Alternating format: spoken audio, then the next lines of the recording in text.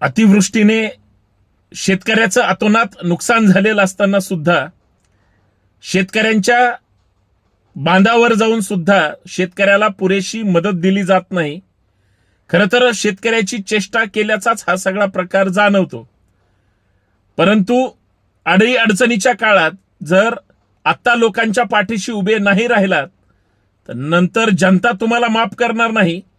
जे स्वयंघोषित पद प्रतिष्ठा मिळण्यासाठी शेतकरी नेते म्हणून जन्माला आलेले होते, सरकारसोबत चिटकल्यानंतर ते दलाल झाले की काय असं सुद्धा प्रत्येक शेतकऱ्याच्या मनात वाटतं. कारण एक सुद्धा शेतकरी नेता बोलायला तयार नाही.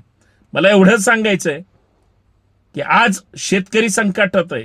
साध्या नाही, आसमानी, सुलतानी आणि सरकारी संकटात आहे. पण शेतकरी तोच जगाचा पोशिंदा आहे. तुमच्या ताटामध्ये जी भाकरी येते, चपाती येते, जे अन्न येतं ते त्याच शेतकऱ्याच्या कष्टाचं आहे, जो एक दाना पेरतो आणि 1000 दाणे उगवतो.